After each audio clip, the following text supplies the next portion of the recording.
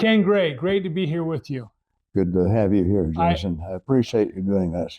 I have been looking forward for a long time to getting to know you better. And with your age that you've lived to, you have so much experience to share with your family and with other people online. I feel like this was a great opportunity. So first off, Ken, can you give us your full name, date of birth, and how old you are? Kenneth Eugene Gray, June 16th, 1929. Kind of a little bit of a background.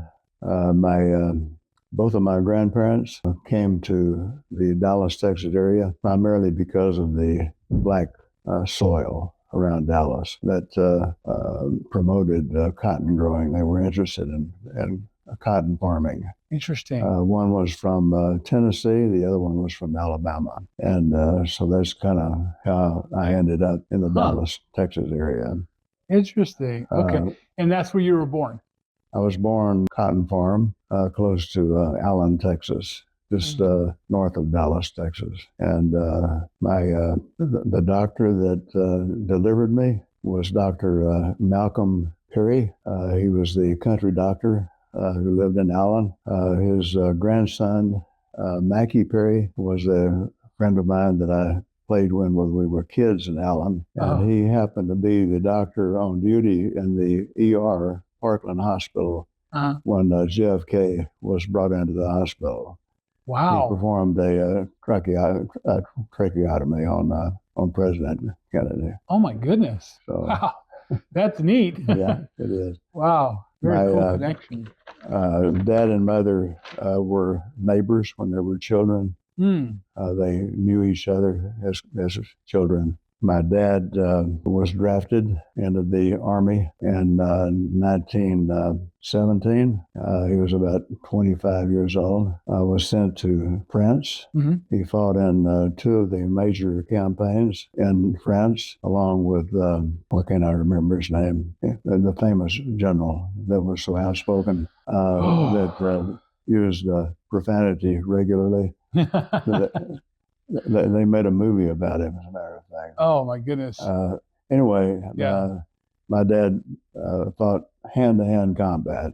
Wow. In France. Gee. And he, thank goodness, returned without being, he did get a superficial wound, but he suffered from depression after that, which I think was caused because of his service. Sure. My mother was a school teacher before they married.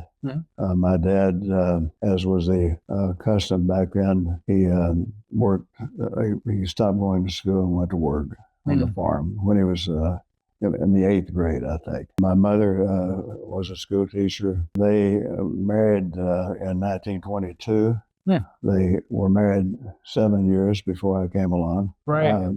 My mother, having been a school teacher, she spent a lot of time with me. And I just knew from the time I was old enough to learn that I was going to go to college. And so she taught me the alphabet, arithmetic, read to me out of the World Book Encyclopedia.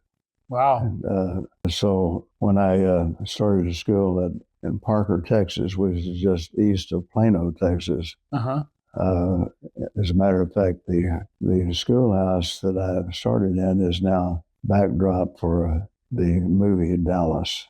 Oh. The series Dallas. Okay. It's called South Fork. And it's a big ranch house. Wow. And that's in Parker, Texas, between Wiley, Texas and Plano. Okay. So you had a great education right off the bat. You had a mother who was a school teacher. She was getting you prepped for college. What kind of a student were you? Well, I could have been a lot better.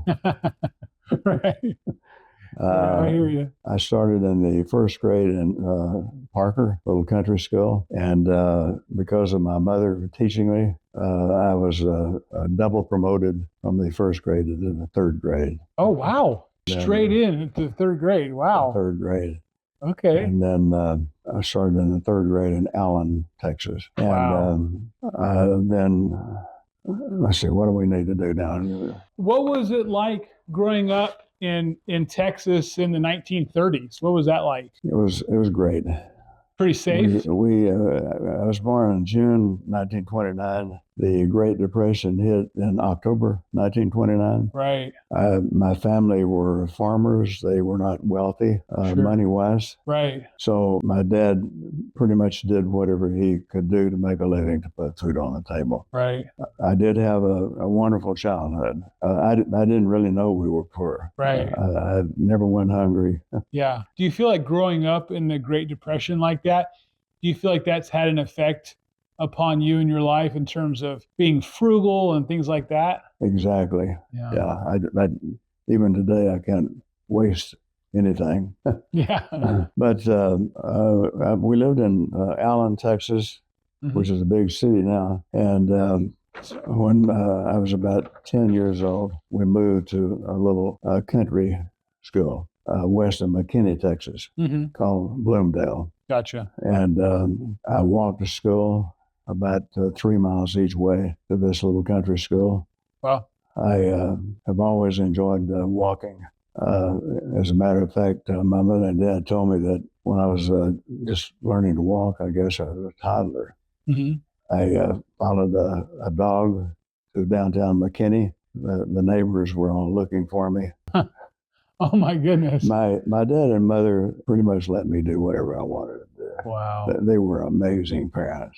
That's amazing. And so from the time I was a baby, I pretty much was on my own, really. Yeah. Do you feel like you grew up in a very loving home? Absolutely. Yeah. Absolutely. And what kind of impact do you think that had on you in your life? Well, even today, every day, I have a picture of my mother and dad on my dresser in my bedroom. And I thank them every day. Wow. For having been my parents. Wow. And having taught me. They were great parents. What a blessing. So, tell us about high school, or is there something else you wanted to talk about Texas? We lived in Bloomdale on this little farm. My dad, I wanted a bicycle, but my mother and dad couldn't afford a bicycle. Oh. So when I was about 11 years old, my dad was working on other farms. We moved on to about a 50 or 60 acre farm, and we had a couple of mules. We had a riding cultivator, we called it. Oh. And so my dad told me, he said, if you will take care of the farm while I work, I'll buy you a bicycle. So I learned to hook these mules up to the cultivator. I was too short to use the stirrups on the cultivator, and but I was able to work the farm. Gee, how old were you? I was about 11 or 12 then. Wow. And so, what kind of crops were you doing? Mostly cotton. Gotcha. Okay. We had, of course, chickens and turkeys, and yeah, so it was an ideal place to grow up. And so when I was 11, I believe, my dad, I found out that there was a guy that was selling a secondhand bike, had chrome fenders and a chrome chain guard. So my dad took me to his house, and we bought the bike for $10 a half. Oh boy, wow, that's amazing. So I learned how to work. Yeah. I was an only child, and then when I was 13, my dad took me to McKinney to the grocery store where we bought groceries, the largest grocery store in McKinney, and introduced me to the manager of the grocery store, Pratt's Grocery. And I was 13 years old. So the manager hired me at this grocery store. There you go. And I worked there from the time I was 13 until I graduated from high school when I was 15. You graduated from high school at 15? Right. Okay. Was that normal back then? No. Oh, wow. It's just you were so far ahead because your mom and everything? Well, yeah, I skipped the second grade, and then I also skipped the ninth grade. Wow. So that's amazing. But, most everybody was 2 or 3 years older than me at school. Wow. And, for example, I went to the senior prom, but actually I sat with my high school English teacher, who was unmarried. Okay. But I always had fun. You always had fun, but you had to learn to be one of the youngest. If you were several years younger than your peers, what was that like being so much younger than other people? Well, I guess I liked it. I don't regret having been in that situation. Yeah. But Did you feel smart? socially, for example, we had 8 cows to milk. Mm. And so when I was in high school, I only participated in football for like 2 weeks because my dad and I each milked 4 cows after I got home. Oh, wow. And so my social life Yeah. in high school would be considered, I guess, nowadays all that exciting. I mean, had I lived in McKinney, then I could have participated in clubs and that kind of thing. Yeah. But we lived on a farm. I took care of the cows. Yeah. So, but went hunting almost every day. Wow. And what were you hunting? Rabbits, squirrels. What were you using? 22 pellet gun? I started out with a BB gun. BB gun? Mm-hmm. Yeah. And then I worked for, I wanted a 22.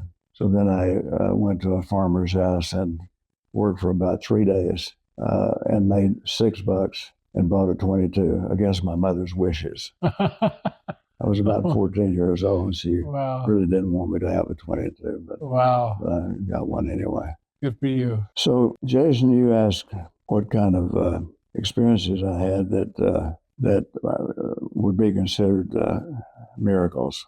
Yeah, right. And this little school, Bloomdale, was there were no even gravel roads or paved roads.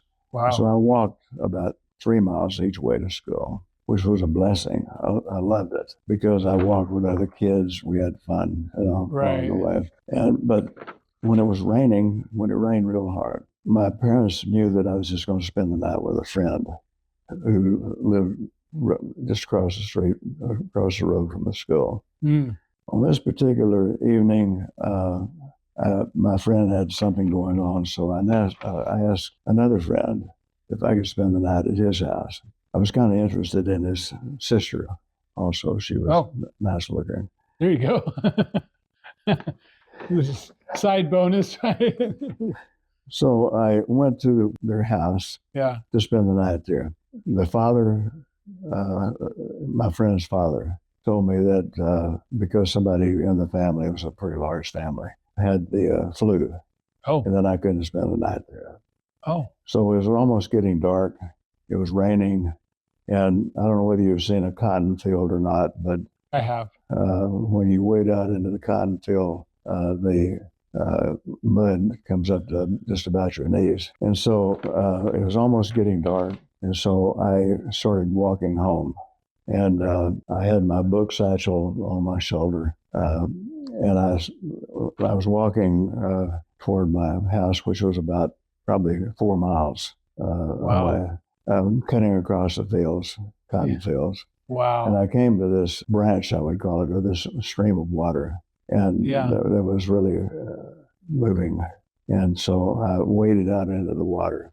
And I floated down the water, down the stream for, I don't know, quarter of a mile, I guess. Finally got to the other side.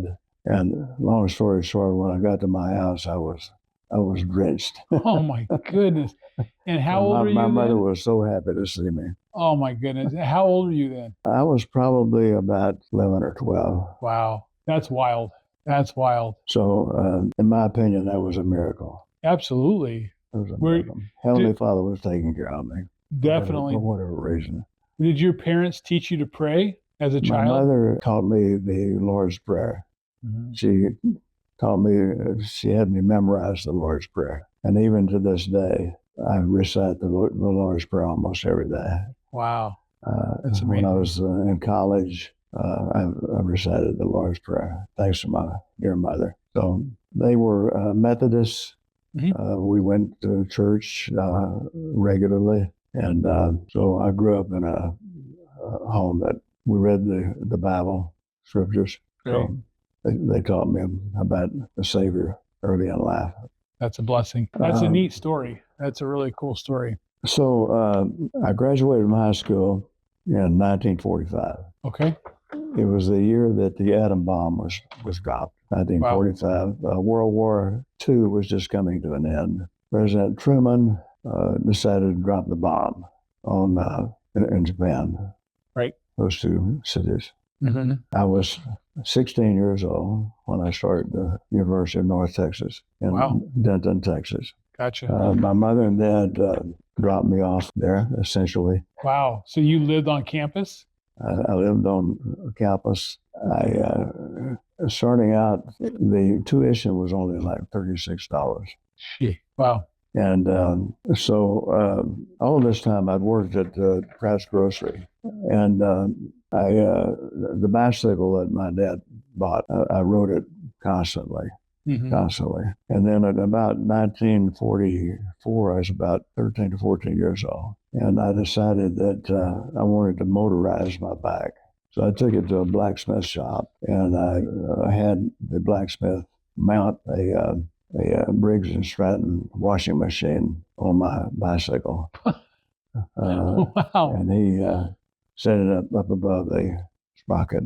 Wow. So I could still pedal. Yeah. As long as I put my right knee out, so I didn't get into the head of the engine. Gee. So, Sounds like an interesting I had contraption. to push it to start it and choke it to stop it.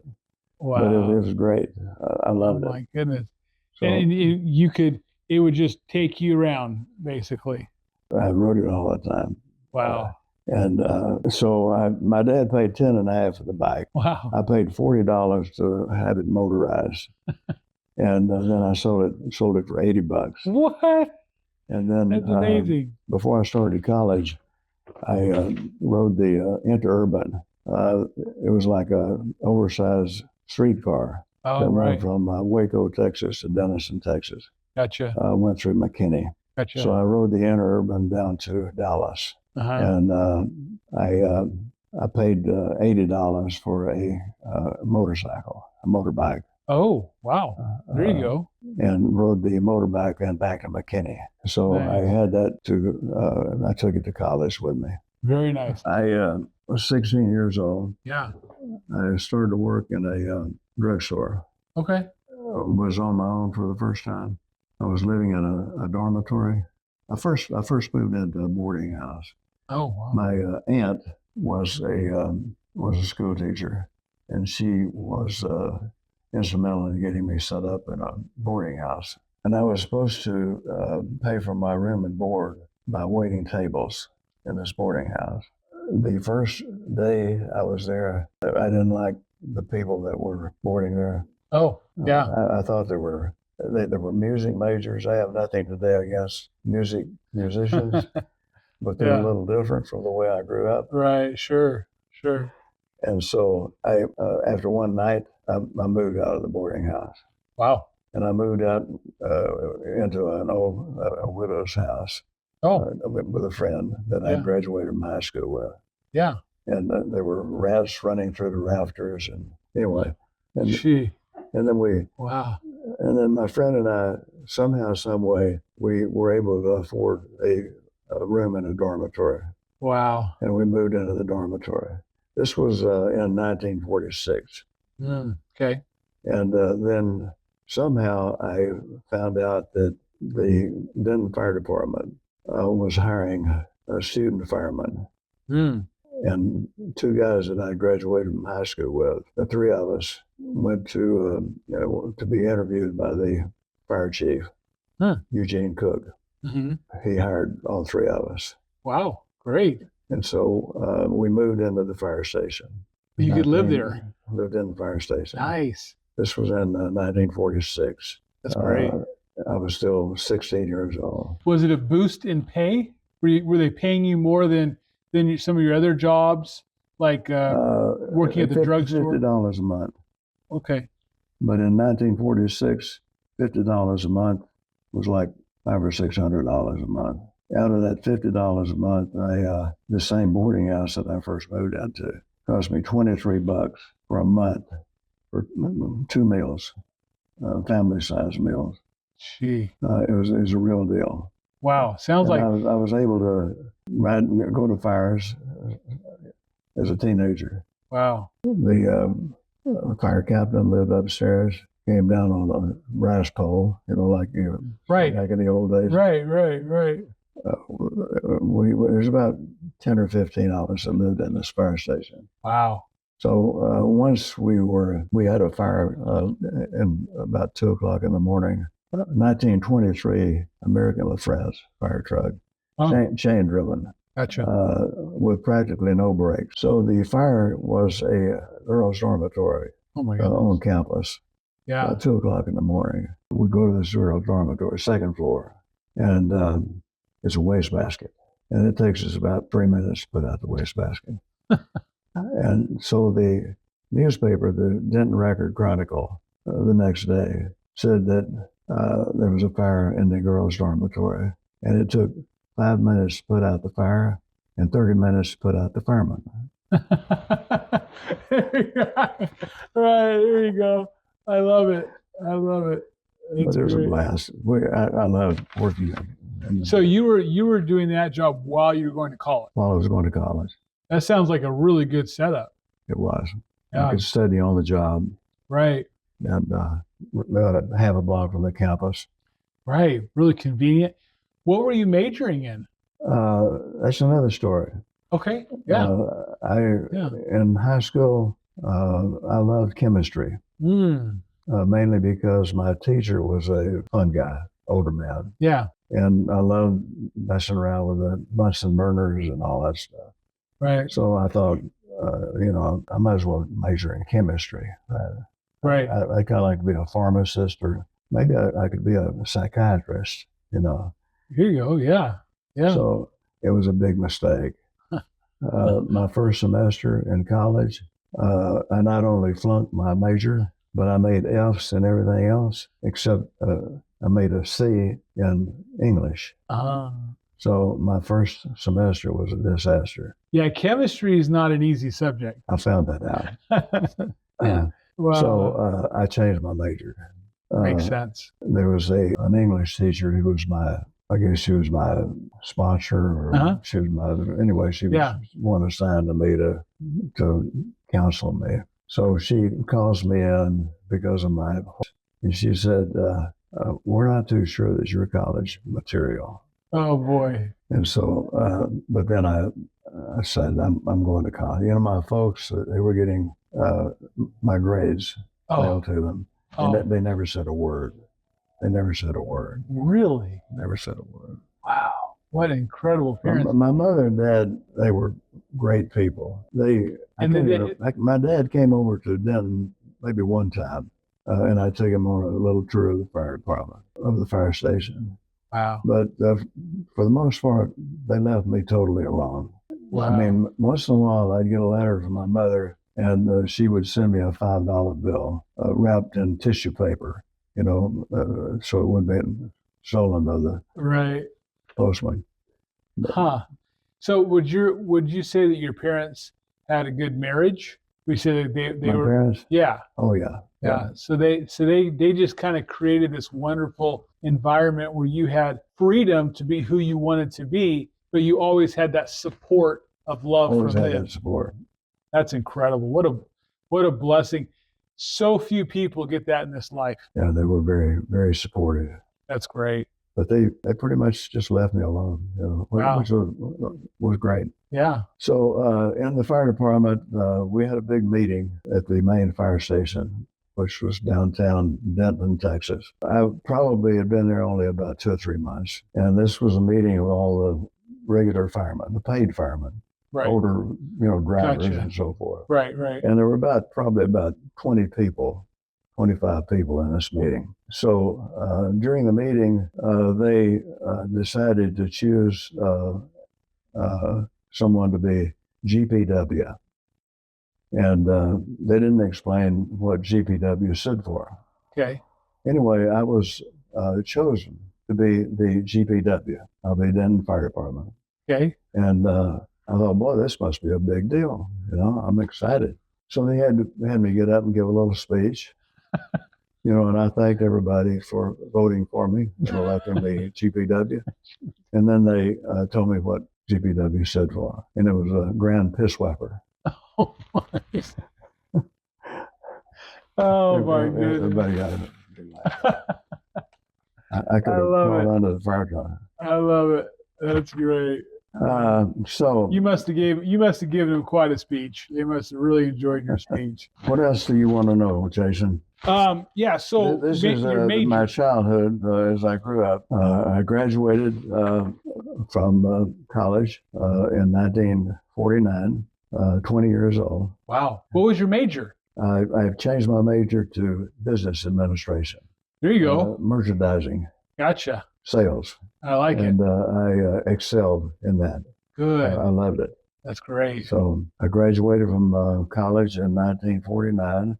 Wow. I didn't have anything else to do. Moved back in with my parents in McKinney. So I didn't have anything else to do. So I went out and picked some cotton. I picked cotton as a kid because my mother and dad picked cotton. So Right. I hated it when I was a kid, but I was 20 years old. What the heck? I had nothing else to do. So I said, well, while I'm looking for a job, I'll just go out and pick some cotton. So then I went to Dallas, Texas. I had become interested in insurance during my senior year in college. I liked the concept of insurance, and so I went to an employment agency in Dallas. So they sent me to Blue Cross Blue Shield in Dallas, downtown Dallas. $40 was what they were charging for me to go to Blue Cross. And so they were charging you $40 to travel to Blue Cross? No, to help me get a job. Oh, okay. I got you. The agency. Yeah. Agency. Gotcha. So I went to Blue Cross. I got an appointment. And the man that interviewed me was a lieutenant colonel from World War II. Wow. Tough old guy. He says, what have you been doing? I graduated from college in August of 1949. This was November of 1949. And he wanted to know what I'd been doing since I graduated from college. I said, I've been picking cotton. What do you say? Of course, he knew that I was a college graduate and all that stuff. Yeah. So lo and behold, he hires me. Very nice. And so I started out in accounting at Blue Cross. Even though I graduated in marketing and sales, right, I had stage fright. Oh. I was really nervous about getting out in front of people, particularly making a talk. Wow. And so in college, for example, I took a speech, and there were only about 7 or 8 students in the class. Wow. And my knees were like rubber when they asked me to get up and make a talk. Wow. And so, at Blue Cross, the salespeople had to go to companies, big companies, and make presentations, right, and impromptu speeches, and scared the heck out of me. So anyway, I went into accounting instead. Wow. And that's the polar opposite from marketing and sales. Right there. Yeah. Did you enjoy accounting? Yeah, I was 20 years old. I always wanted a car. I wanted a nice car. I had no car in college. My dad, bless his heart, he liked cars, but he could only afford older cars. Right. He let me drive his car when I was about 12 or 13 years old. Back then, nobody paid any attention to driver's licenses. So I drove his 1936 Chevy. Again, they trusted me. So I'd take kids to McKinney and to the swimming pool in my dad's 1936 Chevy. When you were 12? 12 or 13, 14, something like that. Wow. It's a different world back then. And so then I started to work at Blue Cross. Yeah. November 16th, 1949, 20 years old. And in April of 1950, I bought a new black 1950 Ford. I paid $1,830 for it. Wow. And it had chrome hubcaps. It was a beautiful car. I kept it sparkling. Every Saturday I washed it. And so my friends and I would get in my 1950 Ford and ride around in it, Wow. So anyway, I had a friend in McKinney, an older guy, He's about 4 or 5 years older than me. His dad was a prominent farmer. I ran into him after I went to work at Blue Cross. I ran into him, and he said, and he was engaged to be married. Oh.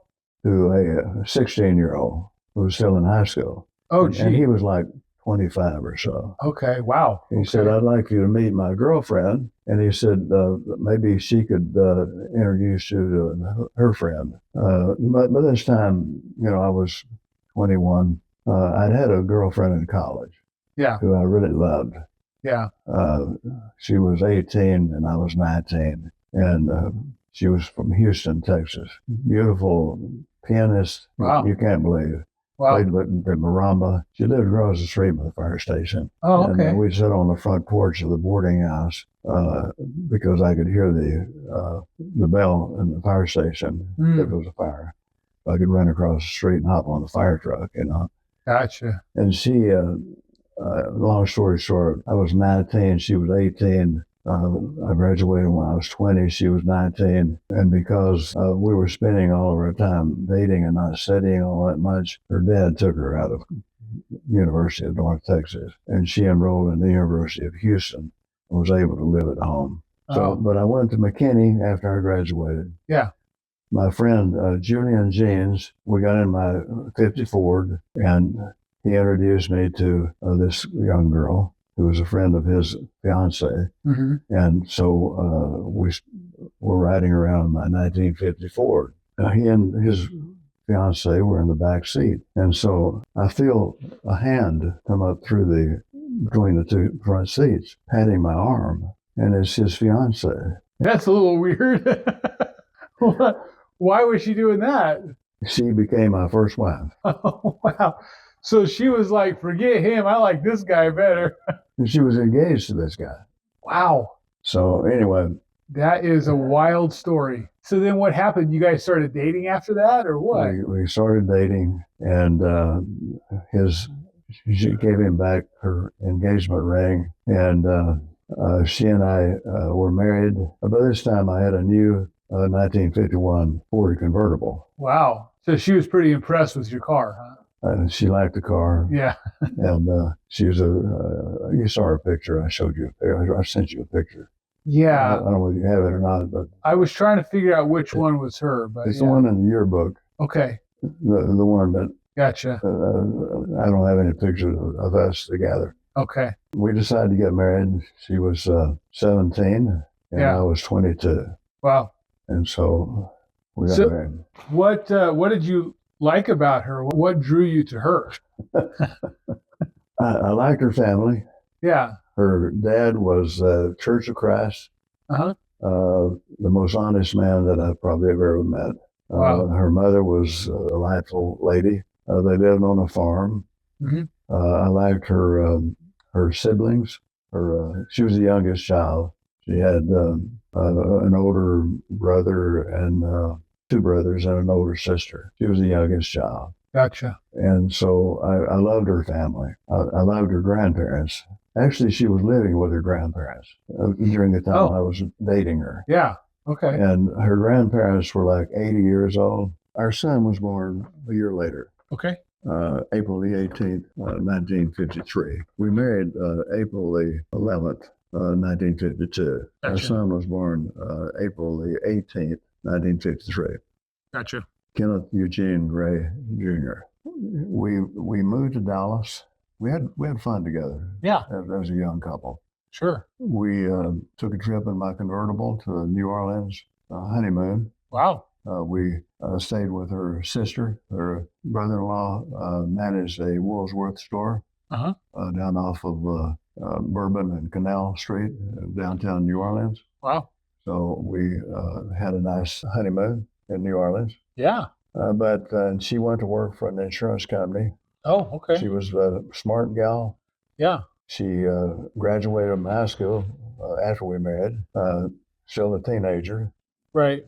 Didn't bother to go to the senior prom. She just went to the office and picked up her diploma. Yeah. You can't really go to prom when you're married. Well, I guess that's true. I hadn't thought of that. You asked about my military service. Yes. This is another miracle. I was working at Blue Cross. This was in 1950. I was 21 years old, and I was prime for the Korean War. The Korean War started in 1950. So I just assumed I was going to be drafted. And so I'm registered with the draft. The draft board was in McKinney, Lane. So I appeared at the draft board 7 o'clock in the morning to go to Dallas to have my physical for the Army. So I'm sitting in the bus at 7 o'clock in the morning in front of the draft board in McKinney. A friend of mine is there with me. His name is Charles Alton. He and I were born exactly the same day. We were exactly the same age. The bus driver comes out, starts the engine on the bus. We're getting ready to leave. The man from the draft board comes running down the stairs, knocks on the door of the bus. He says, is Kenneth Gray and Charles Allen on the bus? Yes. We've already filled our quota for this month, so you'll have to wait until the next month to get your physical. So I'm kind of disappointed. I'm ready to go into the Army. And so I'm working at Blue Cross. And so I'm working there with a guy one day. He's a manager of our mail room. And he's a first sergeant, master sergeant in the division headquarters of the 49th Armored Division, which is headquartered in Dallas, Love Field. Wow. So he and I are talking. He said, why don't you come out and join the Guard, the National Guard, with us? And he said, at least you'll get some experience when about the Army. So I go out and join the National Guard. It so happens that the colonel, who's the chief of staff, also works at Blue Cross of the 49th Armored Division headquarters. So I know him. I know 2 or 3 other people that are in the 49th Armored Division. So I joined the 49th Armored Division. Wow. And this is the boat. Oh my goodness. Here's my picture. And I got promoted to staff sergeant in the 49th Armored Division. I see it. Yeah. 1950. Wow. The Korean War goes on for 2 or 3 years. I do not go to the Korean War. I'm a National Guard. So you were able to, that way you didn't have to Some fight. people would say I was a draft dodger. Well, I didn't intend to be a draft dodger. Yeah.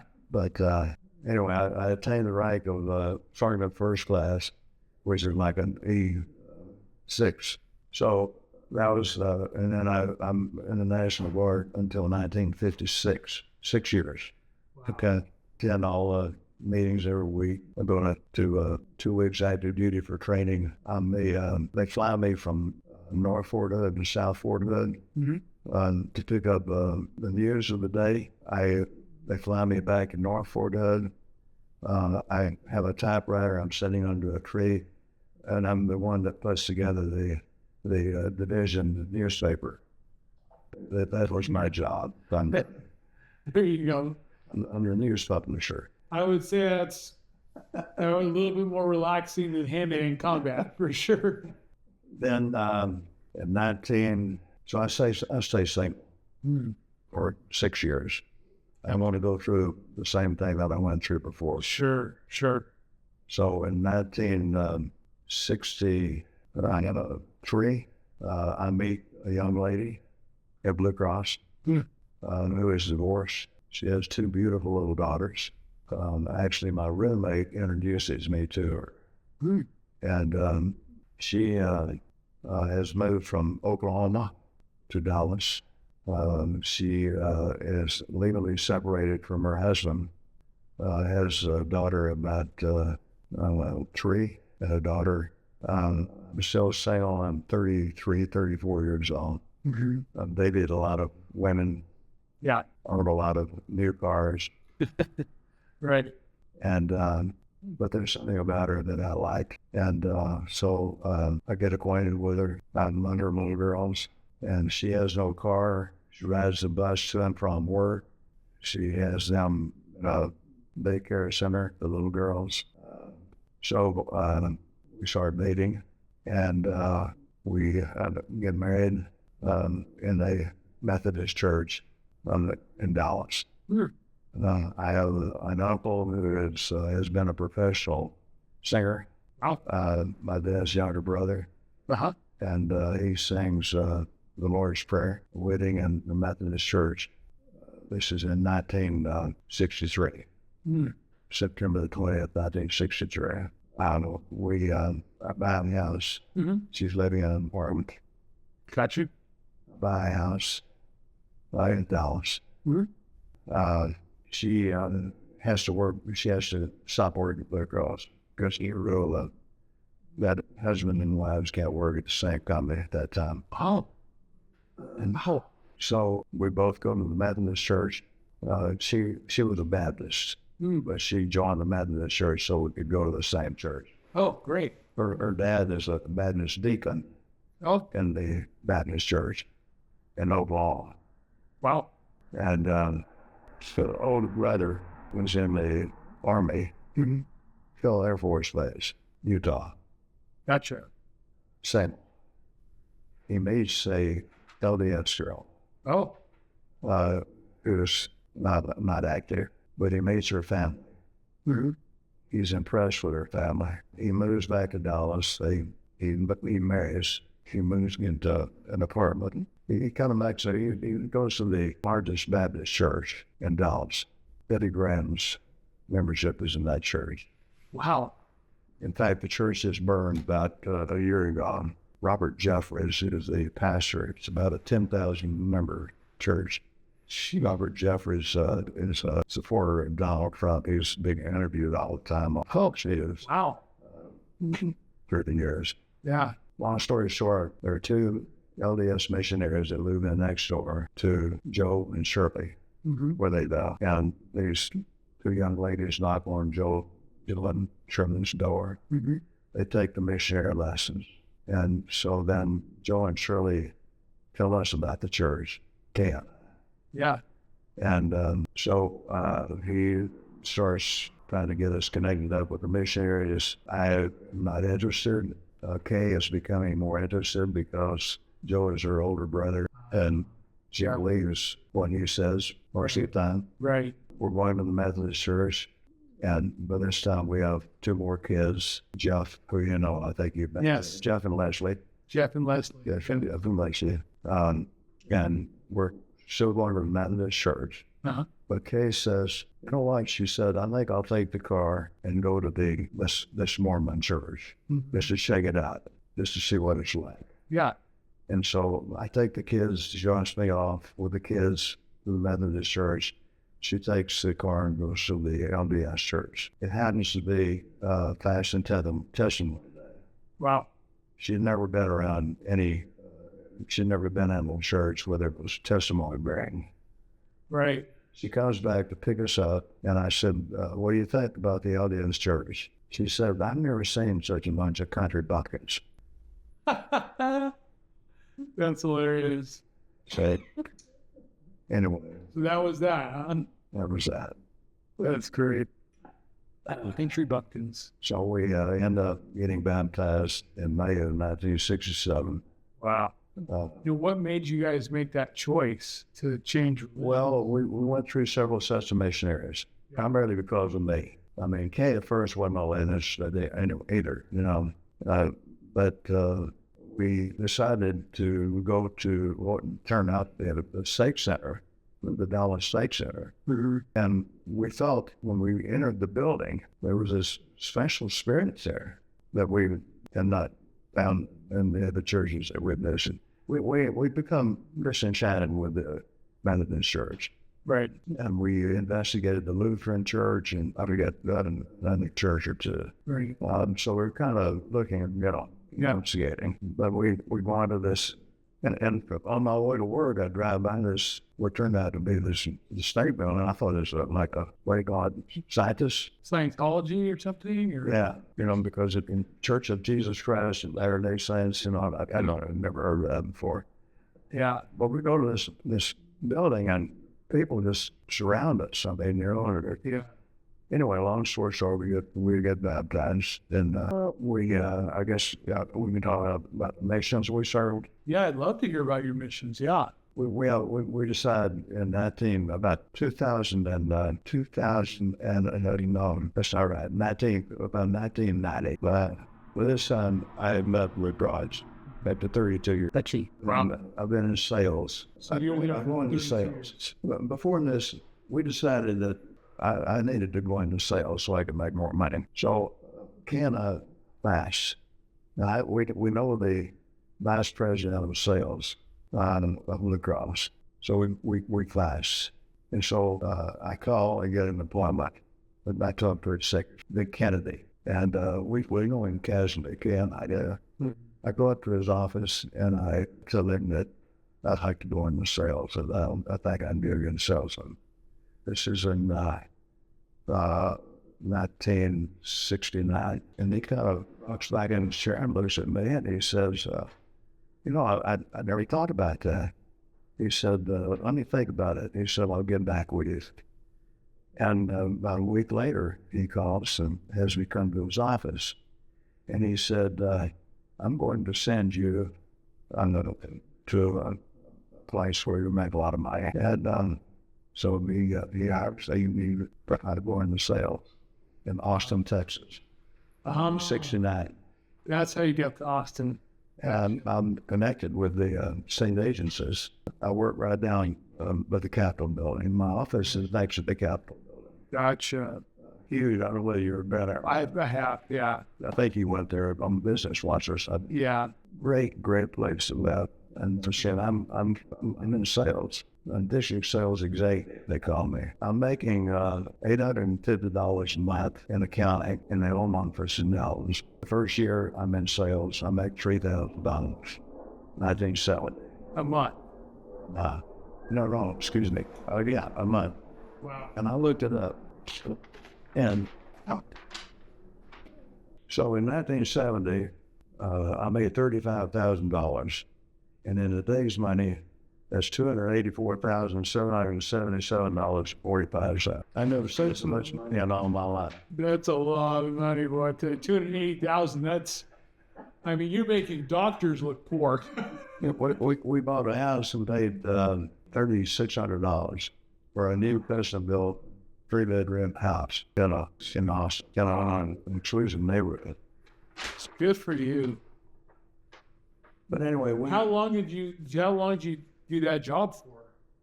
How long were you in sales? Until I retired, really, in 1990. And so until we moved here, until I was 70 years old. Wow. 1999. Wow. With various companies. Very nice. So is that the time that you started kind of saving for retirement kind of thing? Or well, I never always wanted to save very much, to be honest with you. Yeah. I owned 34 cars. What? 19 of which were near. Wow. Yeah, I hear that cars are like Mary Kay. Yeah. The Blue Cross. We both worked at Blue Cross. Yeah. I had a friend there, and he said, I can't believe you're getting married. I said, I thought you were a playboy. So I was kind of known there, because I had all these new cars. Wow. And well, that's a lot of fun. It's a lot of fun to have a lot of cars, right? Well, yeah, but I mean, I got tired of it. Yeah. I need to settle down, Right. So Kay was the right woman. So we set 3 goals, okay? One was to be self-employed. The other was to be a guide on Temple Square. And the third was to serve a mission. Wow. We ended up moving to Bountiful, Utah in about 1981. The retired Salt Lake fire chief lived across the street from us. We get acquainted with him, and he is in charge of the tour guides for Temple Square. So he calls us to be tour guides on Temple Square. Wow. And we were tour guides on Temple Square for about a year and a half. Which was very senior. You got that goal done. Got that goal. That was a blessing. I had become self-employed. I'd gone into self-employment, some insurance agency. Right. with a company called Businessmen's Insurance Company out of Kansas City. Uh-huh. I was self-employed. And by this time, Kay, our kids have gotten older, so she got her license also, so we worked together. Oh, wow. And Yeah. so then we decided, okay, maybe we'll put our papers in to go on a mission. So in 1991, we turned our papers in. I'm 62 years old, and Kay is 54.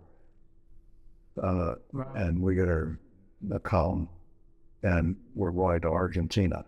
Wow. We've got to learn Spanish. Neither of them spoke Spanish. We never did Spanish. That's amazing. So anyway, we end up in Salta, Argentina, Salta Mission, Okay. 1991. Wow. How did you able to learn the language? We learned the language at the MTC in Salt Lake, Yeah. there by the BYU. Yeah. We stayed in a motel. I think it was a Motel 6 that the church had bought. Oh, Painted it, and there's an ideal place for senior couples. right. Well, wasn't you familiar with that or not? Motel 6. Unfortunately, yes. Next to the opening of BYU. Right. That's where the MTC is. Yeah. Uh-huh. And back then was the MTC for older couples. For older couples. The young people still had a place across from the Provo Temple. Okay. Wow. That is neat. So you guys learned Spanish, and by the time you were done with your mission, how fluent were you? Could you communicate? Well, pretty we know we're really fluent. Although I think Heavenly Father had a lot to do with it. Yeah. The mission president was from Uruguay. Uh-huh. He spoke no English whatsoever. Wow. And so he kind of wanted us to work in the mission office in Salta. Yeah. We wanted to be out on our own. We wanted to do our own thing. Yeah. So he went along with us. So we ended up in this little farming community of about 20,000 people.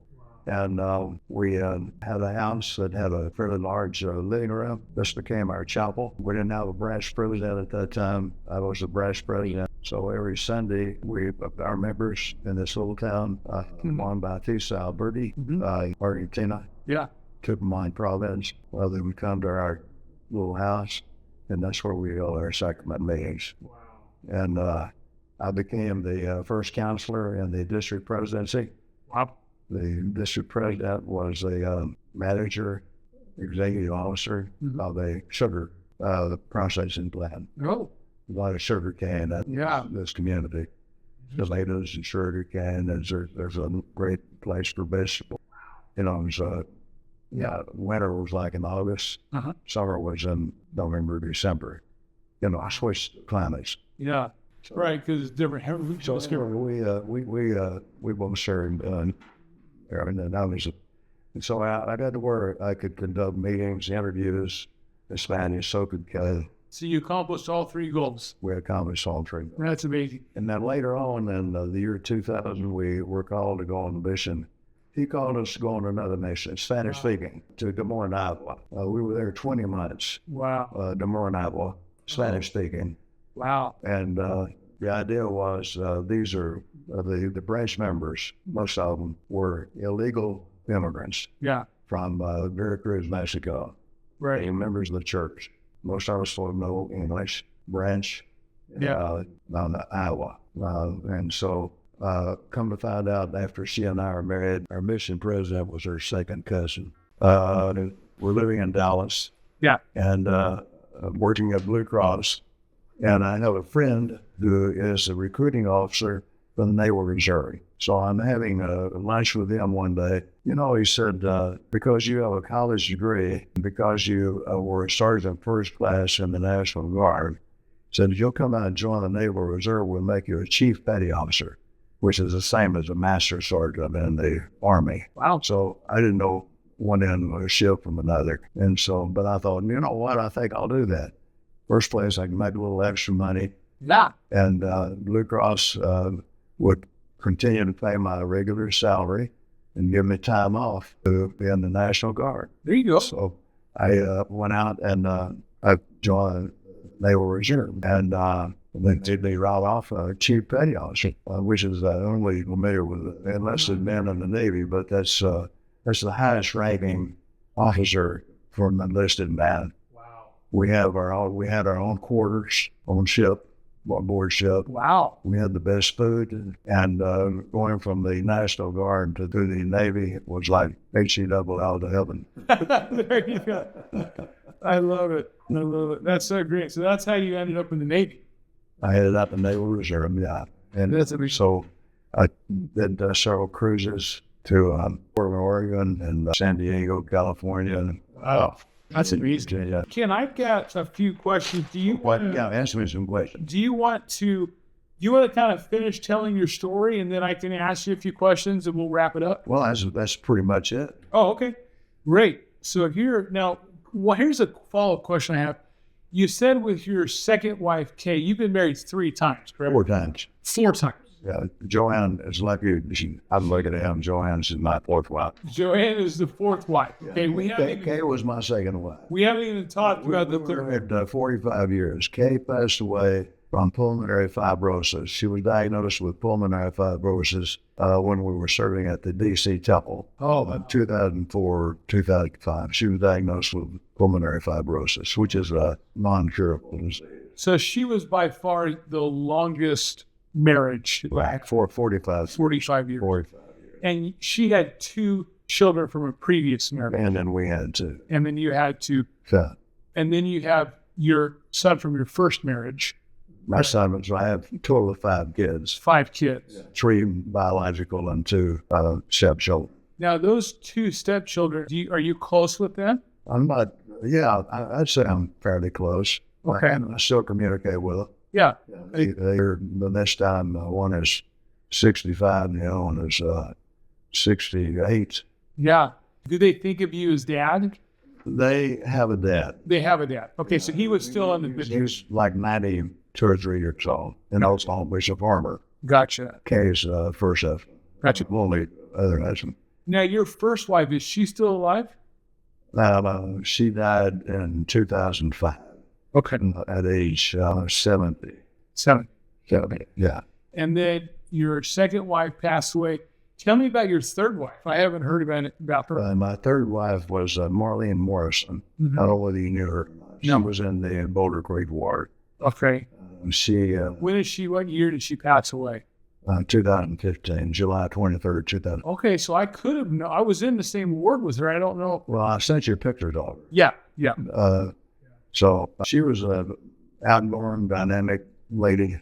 Right. She had a house over on Farsworth. Gotcha. Oh, is this the one where you guys lived in separate houses? That's right. Interesting. She owned a section of land in Minnesota. Plus other holdings. She was a wealthy lady. Right. And but you wouldn't remember all that. She was humble. Joanne knew her. Gotcha. Yeah, Joanne knew her. That's neat. They were friends. And then how did she pass away? Well, it was a shock. Oh. She came over. We spent nights together. Yeah. But during the day, she had her things that she had to do. She's running this business. Oh, she's running. She's a widow before I married her. Oh. I knew her husband casually, but he died like 7 or 8 years before she did. Wow. So, and then she was running all these businesses herself. Yeah. And so anyway, we decided that it would be better to live separately, which worked great for us. Yeah. So she's here one morning, leaving to go home, and tells me goodbye. And then she usually came over in the evenings on her golf cart up around 6:30 or 7 o'clock. So it got to be like 8 o'clock. And I text her, and then I called, no answer. And so then I go to her house. And I walk up to the front door, and I see her sitting in a chair, not looking. And she had passed away. I called 911, and it was a shock. You were having a shock. Wow. So she went the way she would have liked to go. Yeah. She was 86 years old. Right. She didn't like nursing homes. Yeah. Assisted living places. Right. And so it was a shock for me. It was hard on me. Yeah. Because took a lot of trips together. We got along great. Right. I got along with her family. Yeah. And but anyway, she need blessing for her. Right. Wow. Okay. And then so now, Joanne is your wife. So another miracle. Another miracle. Yes, that you guys got I together. met her at family home evening, various family home evenings. Yeah. After Kay passed away, Yeah. I went to Salt Lake on my own. Okay. I wanted to work in the member location department on Temple Square. I drove to Salt Lake. I rented a condo up there, Silas, and up close to the Capitol building, Marmalade Hill, right up above Temple Square on State Street, State Street to Temple Square. And I ended up calling all over the United States, Alaska, and Hawaii, looking for members that the church had lost track of. Oh, wow. And it's located underneath in the basement of the release side of Temple Square. Interesting. So I did that for 6 months. I was a widower. Wow. I loved it. I walked all over Salt Lake on days off. I was 80 years old, 81 years old. And so I spent 6 months up there. Actually, during that time, Maureen and I had been talking about getting married. And so when I returned, we married in 2010. Wow. And she was, we were each 81 years old. Each 81. Yeah. Wow. So and then I made her at family home meetings. I would see her. Yeah. And she had heard of me because of my friends at family home meetings. Right. They would ask about me, you know. Well, everyone's heard of you. I mean, there's no question about that. She caught your eye. So anyway, we're going to Vicky Briscoe's Sure. Christmas get together. You've heard those. Oh yeah, famous. And so she calls me and she says, "Are you going to the Christmas jacket?" I said, "Yeah, I'm planning on going." So anyway, Teresa. So she was kind of making the moves on you. Well, not necessarily. She would disagree with you. She was not interested in me or getting married again. How old were you two when you married? I was, 2017, April of 2017. So you were kind of, to be honest, you were kind of robbing the cradle a little bit. I was. She's 10 years younger. Yeah, I mean, 10 years. She was born in 39. I was born in 29. There you go. So we ended up at Vicky Briscoe's place. Yeah. Accidentally. Right. Accidentally. Just the two of us. Yeah. Accidentally. Because other people that she'd invited didn't show for whatever reason. And then you accidentally got married. From that time on, Yeah. we've been together. Yeah. We went to temples. You've been married 4 times. I've been married 4 times. Yes, sir. And I never intended to be married once, to tell you the truth. Really? You never? So my question for you is, I wanted to have cars and do my thing. You know? yeah, you're a man that has had quite a bit of experience with being married with different women, right? So what have you learned about marriage and about women in general that you feel like you could share that would be potentially helpful to other men? I don't know that I need to be giving you advice, Jason. I'm not talking about just me. This is going on the internet. You're an example to me. I don't know about that, but this is going on the internet. Okay, so anybody could watch this. So what advice generally would you give? Things that you've learned by being married to so many different women. Well, primarily that you need to look for ways of serving your wife. That makes sense. Yeah. You need to lose every bit of selfish ideas that you have, and you need to learn their moods. Right. And you need to do things that will make them happy. And if they, I mean, just whatever. Right. Where you can have fun together. Right. I mean, Joanne and I, we can talk about every day. So I've learned after 3 previous marriages a little bit about how to get along with women, I think. Yeah. So I guess you were kind of trained in preparation for this last marriage Although you might still be receiving training. What do you think? She looks out for me, and she's a great companion. That's Great companion. So we've never had an argument that I know about or a disagreement.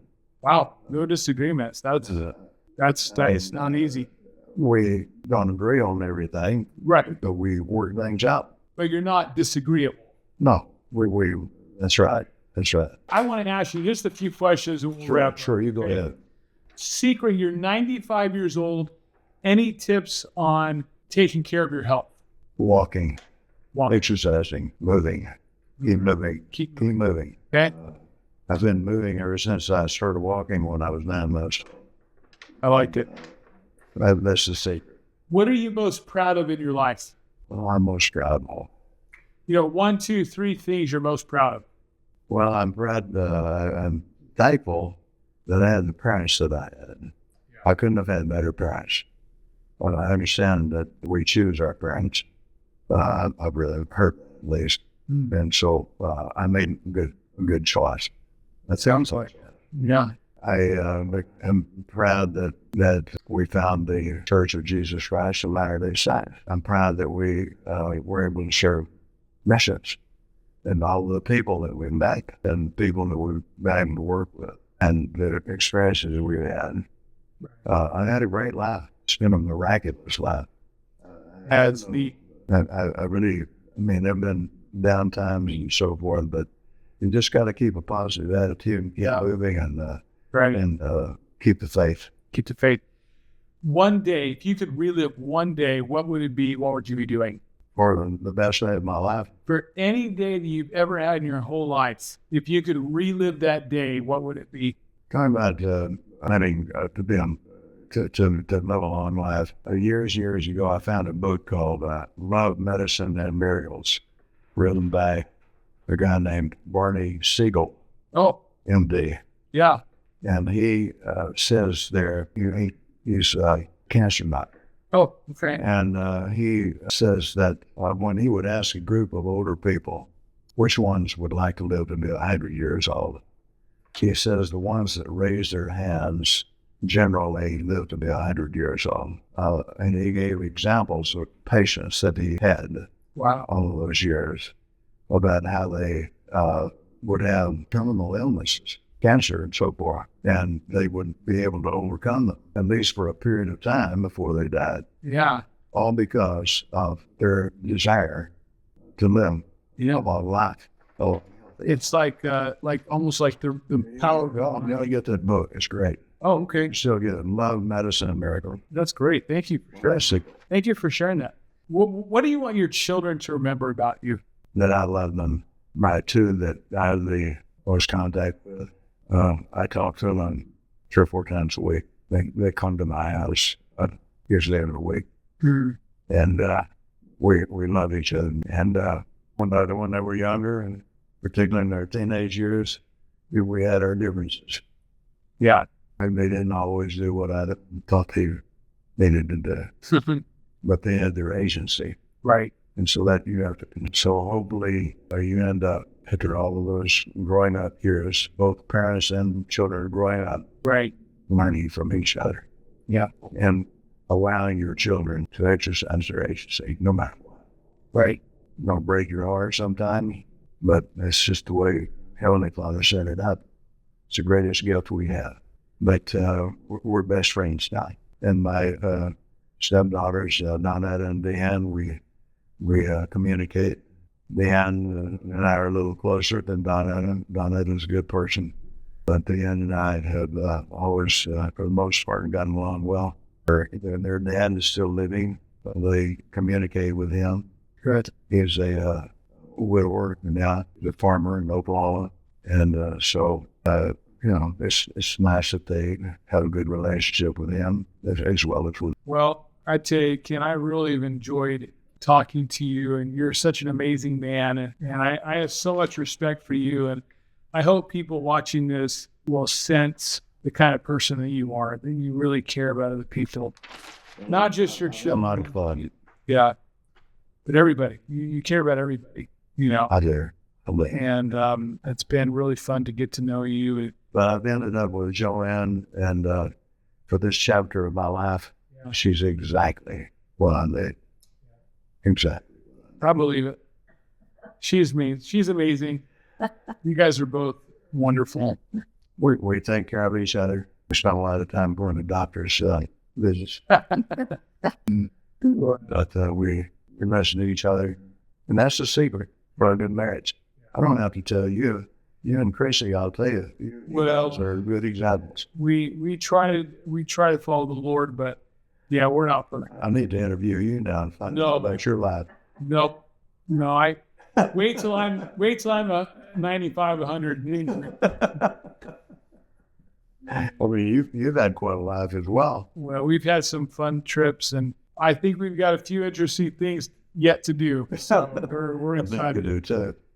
We're excited. I really admire you and the way you have had your children on both watch your little kids, how you get back with them.